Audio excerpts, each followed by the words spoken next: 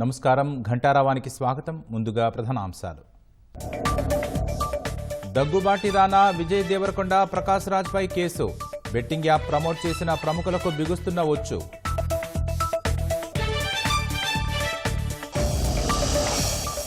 AP ప్రభుత్వంతో ఒప్పందాలపై bill gates హర్షం. ఆరోగ్యం, విద్యలో కొత్త ఆవిష్కరణలకు కృషి చేస్తామని వెల్లడి.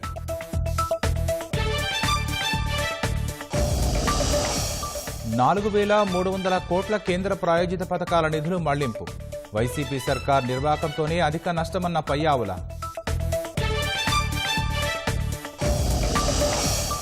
ఉత్తరాంధ్రలో గంజాయి సాగు, రవాణాపై పోలీసుల ఉక్కుపాదం. 226 కేసులు, పట్టుబడ్డ 7,000 కిలోల సరుకు ధ్వంసం. జాతుల మధ్య ఘర్షణతో నివురుగప్పిన నిప్పుల మణిపూర్. అల్లర్ల వేళ చురచాంద్పూర్ జిల్లాలో కర్ఫ్యూ.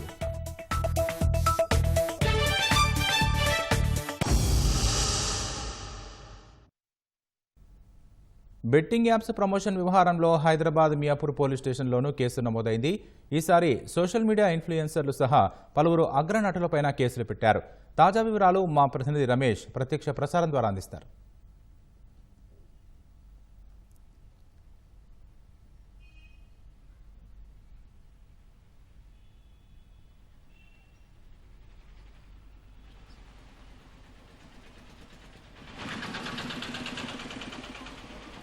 బెట్టింగ్ యాప్ వ్యవహారంపై కీలక పరిణామం చోటు చేసుకుందని చెప్పవచ్చు. ఈ వ్యవహారం సంబంధించి కూడా అంటే బెట్టింగ్ యాప్లో ప్రచార కార్యకర్తలుగా నిర్వహిస్తున్న సినీ నటులతో పాటు తర్వాత సోషల్ మీడియాకు సంబంధించి కూడా ఇన్ఫ్లుయెన్స్ ఎవరైతే ఉన్నారో వారిపైన కూడా మరొకసారి హైదరాబాద్ మియాపూర్ పోలీస్ స్టేషన్ పరిధిలో కేసు అయితే నమోదు కావడం జరిగింది.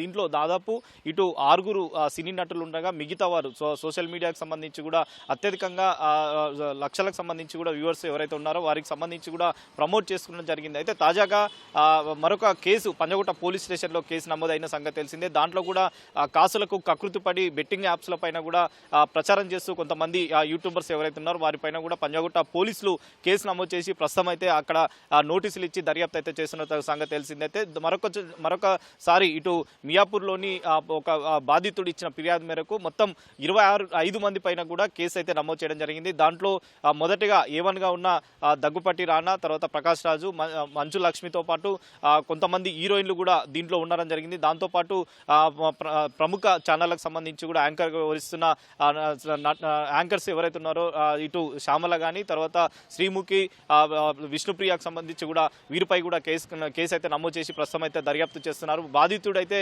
గతంలో తనకు సంబంధించి కూడా అంటే వీళ్ళు ప్రచారం చేసిన బెట్టింగ్ యాప్స్ ద్వారానే దాదాపు లక్షల కొద్ది పెట్టుబడులు పెట్టడం, తర్వాత వాటిని తిరిగి రాకపోయేసరికి అప్పులు తీసుకువచ్చి ఎంతో మంది ప్రాణాలు కూడా కోల్పోవడం జరిగింది. అదేవిధంగా నేను కూడా బెట్టింగ్లో వీళ్ళు ఎక్కడైతే ప్రచారం చేస్తున్న యాప్లు ఏవైతే ఉన్నాయో వాటిలో పెట్టుబడులు పెట్టడంతో లక్షల కొద్ది కూడా నేను నష్టపోయానని చెప్పి కూడా అతను మియాపూర్ పోలీసులకు అయితే ఫిర్యాదు చేయడం కూడా పోలీసులు నిన్న సాయంత్రం అయితే కేసు అయితే నమోదు చేసి ప్రస్తుతం అయితే దర్యాప్తు చేస్తున్నారు. దీంట్లో 25 మంది ఎవరైతే సినీ నటులు కానీ తర్వాత ప్రముఖ యాంకర్లతో పాటు యూట్యూబర్స్ ఎవరైతే ఉన్నారో వారికైతే మరి నోటీసులు ఇచ్చి దర్యాప్తుకు సంబంధించి కూడా విచారణ చేసే అవకాశం ఉంది. విచారణలో భాగంగా దీంట్లో ఏ యాప్కు సంబంధించి కూడా ఎంతవరకు డబ్బులు వసూలు చేశారు, ప్రమోటర్కి సంబంధించి కూడా ఎలాంటి గైడ్లైన్స్ వీళ్ళు పాటించారన్న కోణంలో కూడా పోలీసులు అయితే దర్యాప్తు అయితే చేసే అవకాశాలు అయితే కనపడుతుంది. ఇప్పటికే తెలంగాణ రాష్ట్రంలో గేమింగ్ యాక్ట్కి సంబంధించి కూడా ఉన్న నేపథ్యంలో కూడా కనీసం వాటిని లెక్క చేయకుండా కూడా ఈ యూట్యూబర్స్ కానీ తర్వాత సినీ నటులతో పాటు కొంతమంది ప్రముఖులు ఎవరైతే ఉన్నారో వారిని కూడా దీంట్లో ఉండడంతో కూడా ఒక గమనార్థంగా మారిందని చెప్పవచ్చు. అసలు వీళ్ళు ఇచ్చిన ప్రమోటర్ ఆధారంగానే సామాన్య ప్రజలతో పాటు యువకులు కూడా ఎక్కువగా ఆకర్షితులై బెట్టింగ్ యాప్ల్లో పెట్టుబడులు పెడుతున్నారని చెప్పి కూడా పోలీసులు ప్రాథమికంగా గుర్తించడం జరిగింది. వారికి సంబంధించి నోటీసులు ఇచ్చిన తర్వాత నోటీసులో భాగంగా మరి ఎలాంటి నోటీసులో పేర్కొన్న తర్వాత వారు ఎలాంటి విచారణ చేపడతారనేది కూడా ప్రస్తుతం అయితే వేచి చూడాలి. ఇప్పటికే ఈ కేసుకు సంబంధించి ఒక పక్క పంజగుట్ట కేసులో ఉన్నప్పటికీ పంజగుట్ట కేసులో వీరు కొంతమంది నిందితులుగా ఉన్నప్పటికీ మరి దాంట్లో ఇటు మియాపూర్ దాంట్లో కూడా దాదాపు 5 మంది కూడా దీంట్లో ఉండడం జరిగింది. దాంట్లో బన్నీ సన్నీ యాదవ్ కానీ తర్వాత హర్ష సాయితో పాటు విష్ణుప్రియ టేస్టీ తేజతో సంబంధించి కూడా వీళ్ళు పాత కేసులో ఉన్నప్పటికీ మియాపూర్ కేసులో కూడా ఉన్నారు. కాబట్టి మరొకసారి వీరిని కూడా వీరికి నోటీసులు ఇచ్చి తర్వాత నోటీసుల భాగంగానే విచారణ చేపట్టిన తర్వాతనే విచారణ అనంతరం కూడా పోలీసులు మరి ఎలాంటి చర్యలు తీసుకోబోతున్నారు అనేది కూడా ప్రస్తుతం అయితే వేచి చూడాల్సిన పరిస్థితి ఉంది. Photo studio. ధన్యవాదాలు రమేష్. బెట్టింగ్ యాప్స్ కేసులో ముమ్మర దర్యాప్తు కొనసాగుతోంది. పంజాగుట్ట పోలీస్ స్టేషన్లో విచారణకు నటి విష్ణుప్రియ హాజరయ్యారు. బెట్టింగ్ యాప్స్కు ప్రచారం చేసిన 11 మందికి పోలీసులు నోటీసులు జారీ చేశారు. నటులు, యూట్యూబ్ ఇన్ఫ్లుయెన్సర్లకు తాకీదులు జారీ చేశారు. విచారణకు హాజరు కావడానికి మరికొందరు సమయం కోరారు. ఇకపై యాప్స్కు ప్రచారం చేయబోమని ఇప్పటికే పలువురు సామాజిక మాధ్యమాల్లో వీడియోలు పోస్ట్ చేశారు. పెట్టిన మరికొందరు యూట్యూబర్లు మనీ లాండరింగ్ జరిగినట్లు అనుమానిస్తున్న ఈడీ అధికారులు ఆ కోణంలోనూ దృష్టి సారించారు.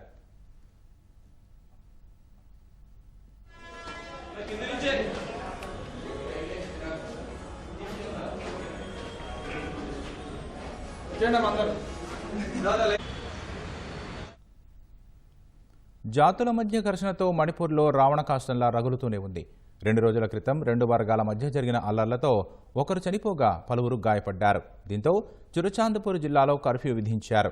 విద్యా సంస్థలు, దుకాణాలు ఇంకా తెరుచుకోలేదు. చురుచాంద్పూర్ జిల్లాలో జోమిల ప్రాబల్యం ఎక్కువగా ఉండగా కొన్ని ప్రాంతాల్లో హమర్, కుకీలు కూడా ఉంటారు.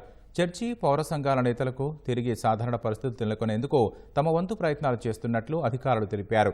మళ్లీ అవాంఛనీయ ఘటనలు జరగకుండా భద్రతా దళాలు ఫ్లాగ్ మార్చ్ నిర్వహిస్తున్నట్లు చెప్పారు.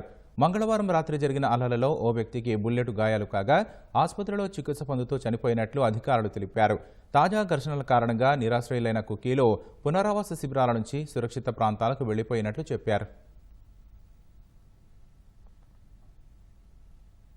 రెండోసారి అమెరికా అధ్యక్ష పగ్గాలు చేపట్టిన తర్వాత అక్రమ వలసల కట్టడిపై ఉక్కుపాదం మోపిన ట్రంప్ H-1B వీసాల జారీ ప్రక్రియను కొత్తగా అమలు చేసేందుకు సిద్ధమయ్యారు. వీసా దరఖాస్తులను పరిశీలించే ఫారిన్ లేబర్ యాక్సెస్ గేట్వే ఇవాటి నుంచి పాత రికార్డులు, దరఖాస్తులను తొలగించనుంది. అందుకోసం H-1B వీసా ప్రోగ్రాంలో మార్పులు చేపట్టారు. తాజా ఆదేశాల ప్రకారం 5 ఏళ్ల కంటే పాత రికార్డులను సిస్టమ్ నుంచి తొలగించనున్నారు. ఓ దరఖాస్తుకు సంబంధించి 2020 మార్చి 22న నిర్ణయం వెలువడి ఉంటే ఈ ఏడాది మార్చి 22న దాన్ని రికార్డుల నుంచి తొలగిస్తారు. ఉద్యోగులకు సంబంధించి 5 ఏళ్ల కంటే పాత వీసా రికార్డులను నిన్నటి వరకు డౌన్లోడ్ చేసి పెట్టుకోవాలని ఆయా సంస్థలకు సూచించారు. H-1B సహా అన్ని తాత్కాలిక లేబర్ కండిషన్ అప్లికేషన్స్, శాశ్వత లేబర్ సర్టిఫికేషన్ అప్లికేషన్లపై ఈ ప్రభావం పడనుందని ఫారిన్ లేబర్ సర్టిఫికేషన్ విభాగం పేర్కొంది. త్వరలో వీసాల జారీ కోసం యుఎస్ ఇమిగ్రేషన్ కొత్త దరఖాస్తు ప్రక్రియను ప్రారంభించనుంది. H-1B వీసాల జారీని మరింత సమర్థంగా, పారదర్శకంగా అమలు చేసేందుకు ఈ నిర్ణయం తీసుకున్నట్లు ట్రంప్ సర్కారు వెల్లడించింది. వైసీపీ శాసనసభ్యులు ప్రశ్నలు వేసి అసెంబ్లీకి డుమ్మా కొట్టడంపై స్పీకర్ అయ్యన పాత్రుడు అసహనం వ్యక్తం చేశారు. రిజిస్టర్లలో సంతకాలు పెట్టి సభకు రాకుండా వెళ్లిపోవడం ఎంతవరకు సమంజసమో వాళ్లను ఎన్నుకున్న ప్రజలు ఆలోచించారని కోరారు. ఈ సమావేశాలలో దురదృష్టవశాత్తు దాదాపు 25 ప్రశ్నలకు సభలో సమాధానం లభించలేదు. ప్రతిపక్షానికి చెందిన గౌరవ సభ్యులు ప్రశ్నలు వేస్తున్నారు, రావట్లే. వాళ్ళు ప్రశ్నలు వేయడం వల్ల మరొక 2 మెంబర్స్కి మాట్లాడే అవకాశం పోతుంది. అది సమంజసం కాదు ప్రజాస్వామ్యంలో. కానీ ప్రశ్నలు అడగడానికి సభలో ఉండటం లేదు. మీరు చూస్తూనే ఉన్నారు, ప్రశ్నలు వస్తున్నాయి, వాళ్ళు సభలోకి రావట్లేదు. ఇది చాలా దురదృష్టకరం. సభకు ఎన్నికైన గౌరవ సభ్యులు సగర్వంగా సభకు రావాలి. ప్రజలు ఎన్నుకున్నారు మిమ్మల్ని, సభలోకి వెళ్ళి మా సమస్య మాట్లాడమని. సభకు రావాలి. ఎవరికీ కనిపించకుండా వచ్చి సభ్యులు హాజరు పట్టికలో సంతకాలు చేసి వెళ్ళిపోతున్నారండి, దొంగలలాగా వచ్చి. మీరు గౌరవ సభ్యులే, ప్రజలు ఎన్నుకున్నారు, మీరు ఎమ్మెల్యేస్. దొంగలలాగా వచ్చి సంతకాలు పెట్టవలసిన అవసరం ఇచ్చింది కర్మ. ఎమ్మెల్యేగా గౌరవప్రదమైన దీంట్లో ఉండి హాజరు పట్టికలో సంతకం చేసి సభకు ఆ మొహం చాటేయడం వారికి గౌరవాన్ని తగ్గించిందే తప్ప పెంచదని చెప్పి నా తాలూకు అభిప్రాయం. వీరిలో ముఖ్యంగా వై బాలనాగిరెడ్డి గారు, తాటిపర్తి చంద్రశేఖర్ గారు, రేగం లింగం గారు, మత్స్యలింగం గారు, విరూపాక్ష గారు, మత్స్యరాజ విశ్వేశ్వరరాజు గారు, ఆగిపాటి అమర్నాథ్ రెడ్డి గారు, దాసరి సుధ గారు. మనం గవర్నర్ ప్రసంగం ముగిసిన తర్వాత అంటే ఫిబ్రవరి 24వ తేదీన తేదీ తర్వాత వేరు వేరు తేదీల్లో ఫిట్నెస్ రిజిస్టర్లో సంతకాలు పెట్టేట్టు నా దృష్టికి వచ్చింది. అంత దొంగచాటును వచ్చి ఒక దొంగల మాదిరిగా సంతకాలు పెట్టవలసిన అవసరం లేదు. సంతకాలు ఉన్నాయి కానీ సభలో కనిపించారండి మీకు ఎవరికన్నా? నాకైతే కనిపించలేదు. ఇది ఎంతవరకు సమంజసం వారే నిర్ణయించుకోవాలి. మనల్ని ఎన్నుకున్న ప్రజలు మనం ఆదర్శంగా నిలవాలి తప్ప ప్రజలకి, మీకు ఓట్లు వేసిన ప్రజలకి తలవంపులు తెచ్చేలే ప్రవర్తించకూడదని చెప్పి నా అభిప్రాయం. జగనన్న లేఅవుట్లలో 50% నివాసయోగ్యం కాదని గృహ నిర్మాణ శాఖ మంత్రి పార్థసారథి తేల్చి చెప్పారు.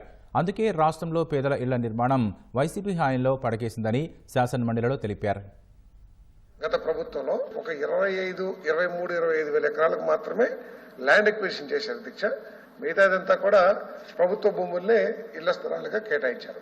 కాకపోతే దురదృష్టం ఏంటంటే అధ్యక్ష, దీంట్లో నివాసయోగ్యంగా ఉన్నాయా, నిర్మాణ యోగ్యంగా ఉన్నాయా, ప్రజలు అక్కడికి వెళ్ళటానికి సుముఖత చూపించే పరిస్థితులు, కావాల్సిన ఇన్ఫ్రాస్ట్రక్చర్ ఉందా లేదా అని చూడుకోకుండా ఇష్టం వచ్చిన రీతిలో స్థలాల్ని సెలెక్ట్ చేయడం కూడా ఈ కార్యక్రమానికి పెద్ద అవరోధంగా మారిందని చెప్పేసి కూడా నేను మనవి చేస్తాను అధ్యక్ష. దాదాపు 11,000 లేఅవుట్లు ఉంటే దాంట్లో 50% లేఅవుట్లో ఎవరు వెళ్లే పరిస్థితి కూడా లేదు, వెళ్ళటానికి సుముఖత కూడా చూపించని పరిస్థితి అధ్యక్ష. ఎందుకంటే గుట్టలు, లేకపోతే చెరువులు, లేదా ఆవు భూములు, రకరకాల సమస్యలు, ఆఖరికి శ్మశానాలను కూడా ఒక 5 ఎకరాల శ్మశానం ఉంటే దాంట్లో 2-3 ఎకరాలు ఇళ్ల స్థలాలుగా మార్చిన పరిస్థితులు కూడా ఉన్నాయి అధ్యక్ష. దాని మూలంగా వెళ్ళట్లేదు అధ్యక్ష. ఏదేమైనా కూడా వీలున్న చోట్లన్నీ కూడా డెవలప్ చేసి ఇళ్ల స్థలాలు ఇచ్చే, ఇల్లు నిర్మించే కార్యక్రమం చేస్తామని చెప్పేసి కూడా నేను మనవి చేస్తాను అధ్యక్ష. కేంద్ర ప్రాయోజిత పథకాల కింద రాష్ట్రానికి వచ్చిన నిధుల్లో వైసీపీ ప్రభుత్వం 4,300 కోట్ల రూపాయలు మళ్లించిందని ఆర్థిక మంత్రి పయ్యావుల కేశవ్ చెప్పారు. గత ప్రభుత్వ నిర్వాకాల వల్ల ప్రత్యక్షంగా జరిగిన నష్టం కన్నా పరోక్షంగా అధిక నష్టం వాటిల్లిందని తెలిపారు. చివరికి రాష్ట్రంలో కోవిడ్ డబ్బులు వస్తే అధ్యక్ష, చనిపోయిన వాళ్ళకి 50,000 రూపాయలు ఇవ్వాలని కేంద్ర ప్రభుత్వం డబ్బులు ఇస్తే 1,100 కోట్ల రూపాయలు డైవర్ట్ చేసి దాని దాదాపు ఎన్ని వేల కోట్ల రూపాయలు రాష్ట్రం ఈ విధంగా నష్టపోయింది.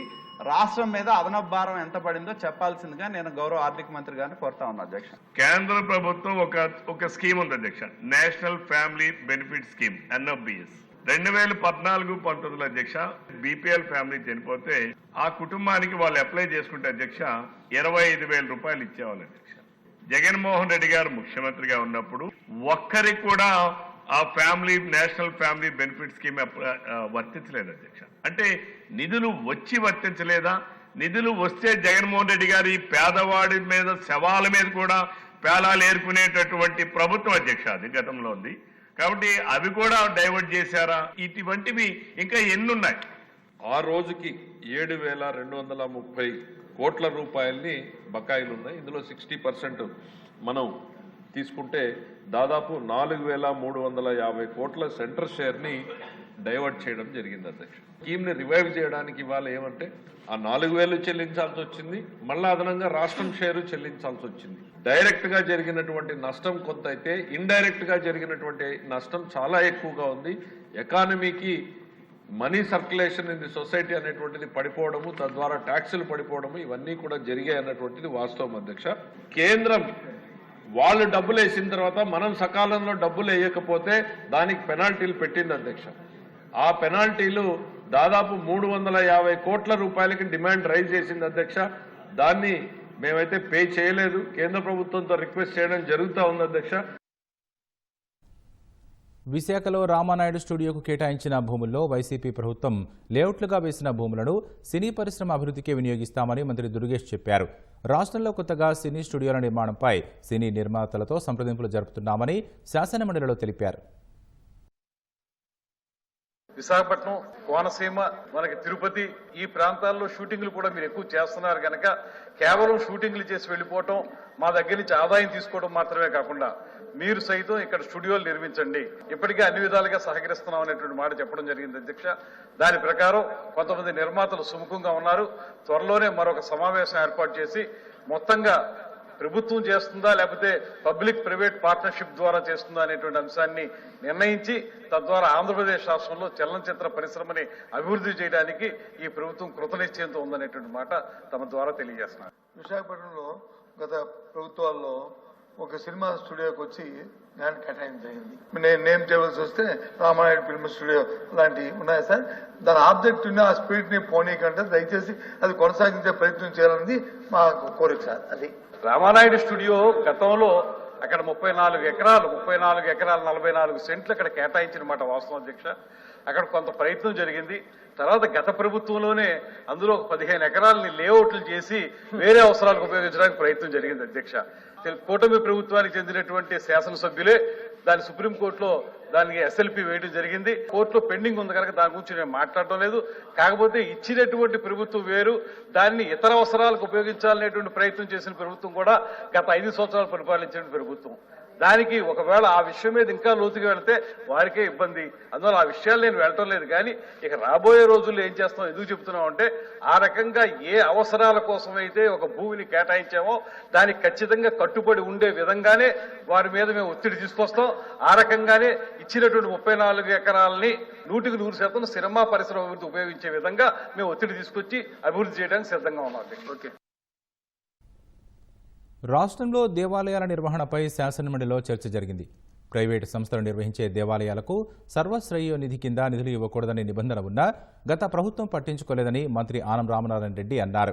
2019-24 మధ్య సర్వశ్రేయ నిధి ద్వారా 88 ప్రైవేటు దేవాలయాలకు నిధులిచ్చారని వెల్లడించారు. వైసీపీ హయాంలో 26 ప్రాంతాల్లోని ఆలయాలకే ఆర్థిక సాయం చేశారని సభలో పేర్కొన్నారు. గత ప్రభుత్వం ఇష్టానుసారం సీజీఎఫ్ నిధులు మంజూరు చేసిందని మంత్రి ఆరోపించారు.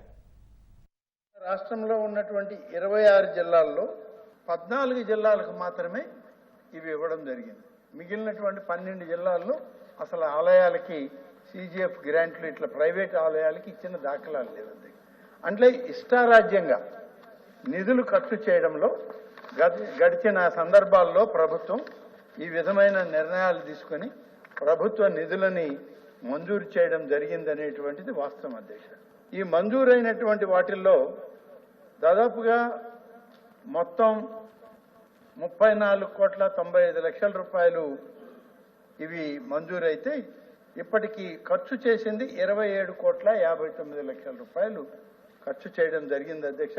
ఇందులో 12 ఆలయాలకి వాళ్ళు సరైనటువంటి కన్స్ట్రక్షన్ ఈ కట్టుబడి అవకాశాలు లేక తీసుకున్న గ్రాంట్ కూడా వెనక్కి ఇచ్చేసి 12 రద్దు చేసుకోవడం జరిగింది.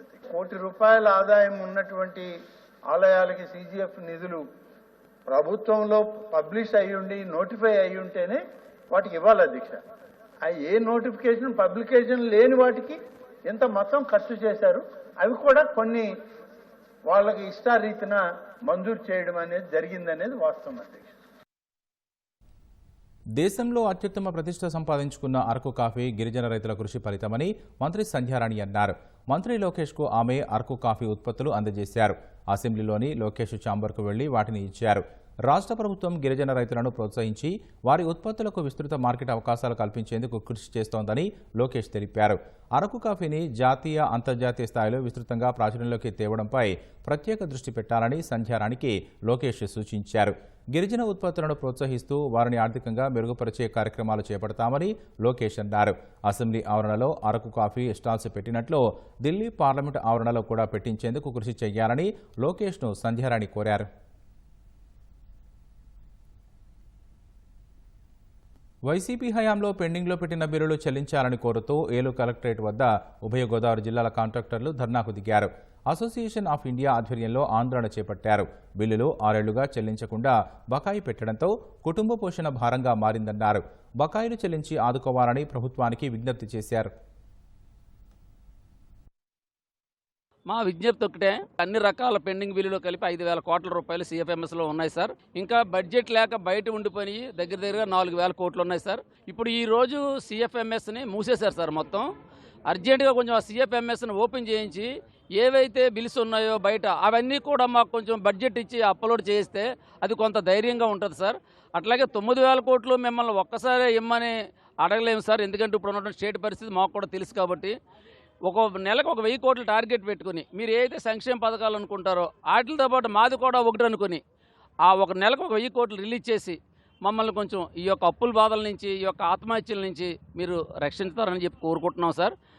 ఈ కాంట్రాక్టర్ల వ్యవస్థ మీద దగ్గర 37 రకాలైనటువంటి వింగ్స్ ఆధారపడి ఉన్నాయండి. ఒక 25 లక్షల మంది మన స్టేట్లో దాని మీద బతుకుతున్నారు. ఎన్ని రికార్డులన్నీ కూడా గౌరవనీయులైన సీఎం గారి దగ్గర ఉంటాయి సార్, మేము చెప్పక్కర్లేదు. కాకపోతే మా బాధని మరొకసారి ఆయనకు తెలియజేసుకుందాం ఉద్దేశంతో ఈ యొక్క కార్యక్రమం చేపట్టాను తప్పితే మేమేం గవర్నమెంట్కి ఏం వ్యతిరేకం కాదు సార్. ఎప్పుడు మీ వెంటే ఉంటాం. సీఎం చంద్రబాబుతో ఢిల్లీలో జరిగిన భేటీ ఏపీ ప్రభుత్వంతో గేట్స్ ఫౌండేషన్ చేసుకున్న ఒప్పందాలపై బిల్ గేట్స్ హర్షం వ్యక్తం చేశారు. ఆరోగ్యం, వ్యవసాయం, విద్యా రంగాల్లో నూతన ఆవిష్కరణల కోసం గేట్స్ ఫౌండేషన్ కృషి చేస్తోందని తెలిపారు. భవిష్యత్తులో మరిన్ని మెరుగైన సేవలు ఎలా అందించాలని ఎదురుచూస్తున్నారని బిల్ గేట్స్ ఎక్స్ వేదికగా ట్వీట్ చేశారు.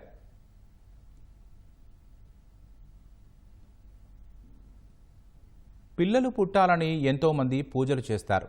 డాక్టర్ల చుట్టూ కాళ్లరిగేలా తిరుగుతారు. కానీ విశాఖలో ఓ తల్లి 5 నెలల పసికందుని పొట్టన పెట్టుకుంది. తన పురిటి నొప్పులు తగ్గకముందే బిడ్డపై దిండు పెట్టి ఊపిరాడకుండా చేసి హతమార్చింది. ఆపై ప్రమాదంగా చిత్రీకరిద్దామని యత్నించింది. చివరికి నేరాన్ని అంగీకరించి కటకటాల పాలైంది. ఓ కన్నతల్లి పైశాచికత్వం విశాఖ నగరంలో తీవ్ర కలకలం రేపింది. భూమి మీదకు తీసుకొచ్చిన అమ్మే బిడ్డను నిర్దాక్షిణ్యంగా చంపేయడం కలచివేసింది. విశాఖ ఆరిలోవా పోలీస్ స్టేషన్ పరిధిలో ఈ అమానవీయ ఘటన జరిగింది. పెద్ద గదిలిలో నివసిస్తున్న వెంకటరమణ, శిరీషల దంపతులకు 13 ఏళ్ల క్రితం వివాహమైంది. 12 ఏళ్ల వరకు బిడ్డలు కలగలేదు. 5 నెలల క్రితమే ఒక ఆడపిల్ల జన్మించింది. అక్కడ్నుంచి భర్త వెంకటరమణ, శిరీష మధ్య మనస్పర్ధలు మొదలయ్యాయి. వెంకటరమణ బిడ్డ పుట్టుకపై అనుమానం వ్యక్తం చేశారు. దీంతో ఈ నెల 13న శిరీష బిడ్డపై దిండు పెట్టి ఊపిరాడకుండా చేసి చంపేసింది.